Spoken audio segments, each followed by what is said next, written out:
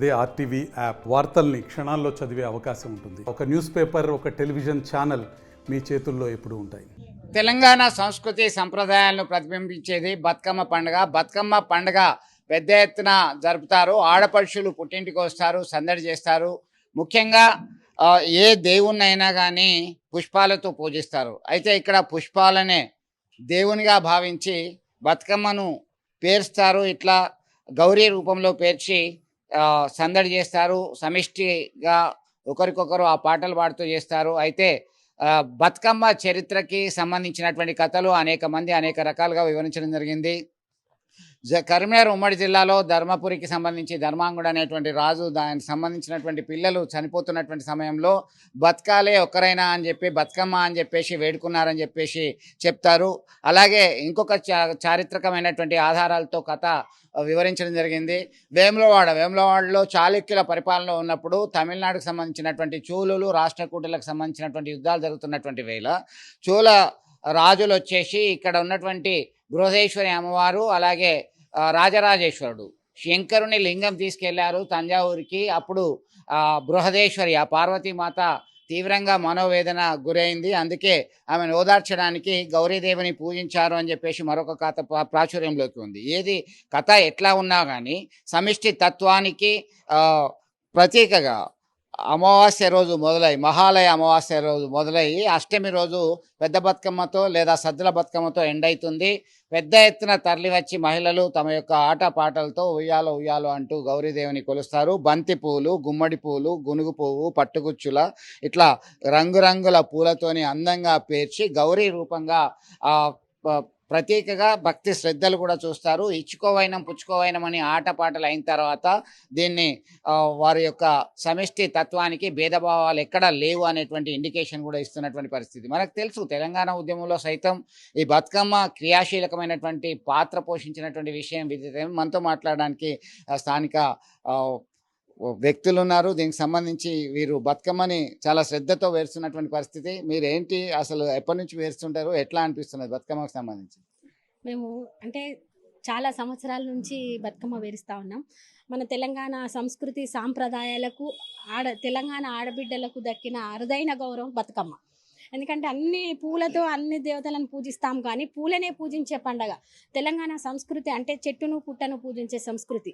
మన సంస్కృతి సాంప్రదాయాలు ఖండాంతరాల్లో తెలంగాణ గౌరవాన్ని పెంచే విధంగా అక్కడున్న ఆడబిడ్డలు కూడా బతుకమ్మను ఆడుతూ ఉన్నారు. అంటే మా చిన్నతనం మా నానమ్మలు తాతమ్మలు అప్పటి నుండి కూడా బతుకమ్మ అంటే ఒక సాంప్రదాయంగా కొనసాగుతూ ఉంది. అదే కాకుండా తెలంగాణ రాష్ట్ర సాధనలో కూడా బతుకమ్మ కీలక పాత్ర వహించింది. ప్రతి ఒక్కరు కూడా ఓన్లీ ఆడవాళ్లకు మాత్రమే దక్కే అరుదైన గౌరవం బతుకమ్మ. కానీ తెలంగాణ ఉద్యమంలో మన నిరసనను తెలియడానికి బతుకమ్మ ఒక ఆయుధం లాగా పనికొచ్చి మగవాళ్ళు కూడా రోడ్లెక్కి నిరసన తెలిపి రాదనుకున్న తెలంగాణ రాష్ట్రాన్ని మనం సాధించుకున్నాం బతుకమ్మ సాక్షిగా.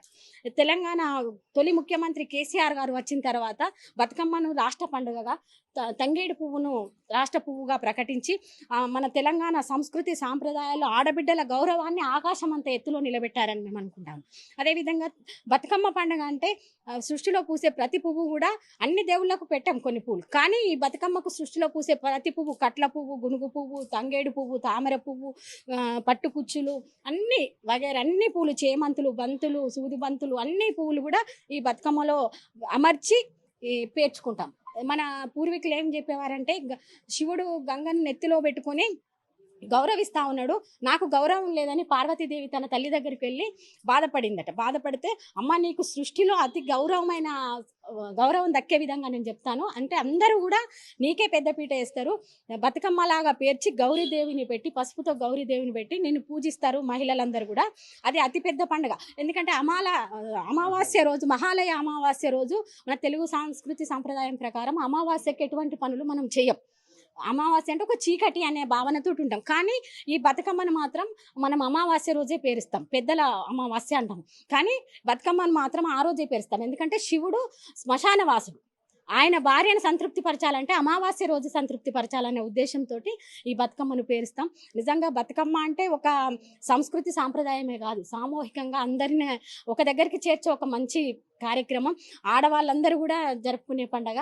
ఖండాంతరాల్లో కూడా మన ఆడబిడ్డలు జరుపుకుంటా ఉన్నారు. భావి తరాలు కూడా వీటిని ఎక్కువ చేస్తూ ఉన్నారు. మరీ ముఖ్యంగా తెలంగాణ రాష్ట్రం వచ్చినాక బతుకమ్మ గౌరవం ఇంకా ఆకాశాన్ని అందింది. ఒక పాట పాడండి. బతుకమ్మ ఒక్కేసి పువ్వేసి చందమామ అలా పాడుకుంటూ ఉంటారు. రామ రామ రామ ఉయ్యాలో, రామనేసి రామ ఉయ్యాలో, పుట్టింది ఆ సీత ఉయ్యాలో, పెరిగింది ఆ సీత ఉయ్యాలో, ఇలా అనేక పాటలు పాడుతూ ఉంటారు. మన తెలంగాణ యాస భాషను కూడా ఈ పాటల్లో చెప్తారు. మన పూర్వీకులు పొలాల్లో పనిచేసే వాళ్ళు కూడా వాళ్ళ కుటుంబంలో జరిగే ఒక ఇద్దరక చెల్లెళ్ళ ఉయ్యాలో ఒక ఊరికిచ్చి ఒకడే మా ఇలా వాళ్ళ కుటుంబ పరంగా వచ్చే సాంప్రదాయాన్ని తెలిపే విధంగా ఉండే. అత్తగారింటికి పంపని కోడళ్ళు బాధ, వదినెల ఆదరించని ఆడబిడ్డ బాధ ఈ పాటల్లో యాస రూపాన మన తెలంగాణ ప్రజలకు తెలిసే విధంగా ఉండేది. నిజంగా తెలుగు సాంప్రదాయానికి దక్కిన అరుదైన గౌరవం మీద మేము అనుకుంటాం. తెలంగాణ ఆడబిడ్డలందరూ కూడా ఈ పండుగను సంతోషంగా జరుపుకోవాలి.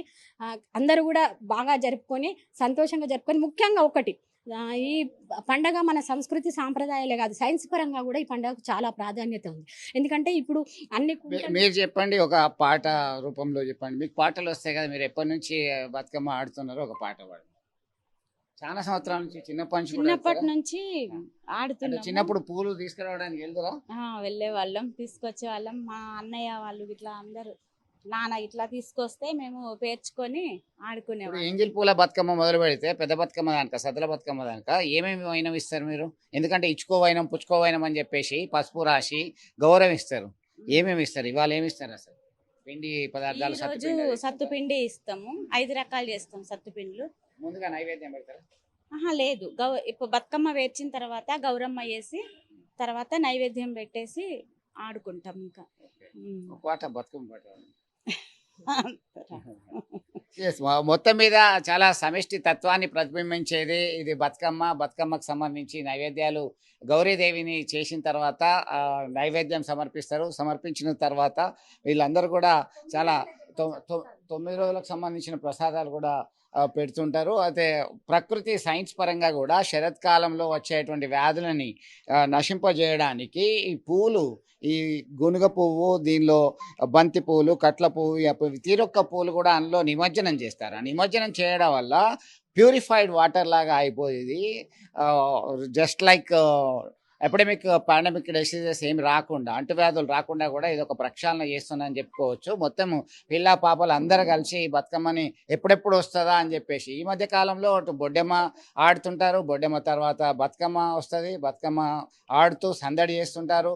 వీళ్ళంతా కూడా పెద్ద బతుకమ్మ ఎప్పుడు వస్తుందా, ఎప్పుడెప్పుడు ఆడదామా అని చూస్తారు. కొన్ని ప్రాంతాల్లో దాండియా కూడా కన్వర్ట్ అయిపోయినారు పిల్లలు కొంతమంది.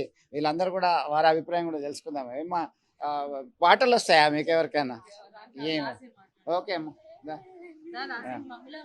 ఎట్లా ఉంది? పోనీ ఎట్లా ఎంజాయ్ చేస్తారు బతుకమ్మ పండుగ? అదే చెప్పారు. చాలా బాగా ఎంజాయ్ చేస్తాం. ఇక్కడనే అవుతుంది, అందరు వస్తారు. దాండియా బతుకమ్మ నైట్ వరకు ఎంజాయ్ చేస్తాం. బతుకమ్మ మీద పెడతారా మరి? మీదే పెడతాం.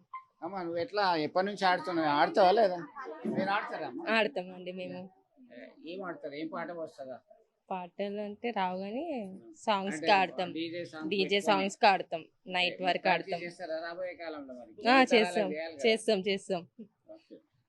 సో మొత్తం మీద వాళ్ళు ఇప్పుడు అంతా డీజే సిస్టమ్ మీదనే ఆధారపడి ఉన్నారు. పిల్లలకి ఇంకా ఇప్పుడిప్పుడే దానికి సంబంధించిన ప్రాక్టీస్ చేయడానికి సిద్ధంగా ఉన్నారని చెప్తున్నారు. ఇప్పుడు ఈ గౌరీదేవిని కూడా అందంగా అలంకరించడం జరిగింది. బతుకమ్మ పూర్తిగా పేల్చిన తర్వాత ఈ గౌరీదేవి ప్రతిరూపం మొత్తం గుమ్మడి పువ్వులో ఉన్నటువంటి దాన్ని, ఆ కాండంని మనం గౌరీదేవిగా పూజిస్తాము.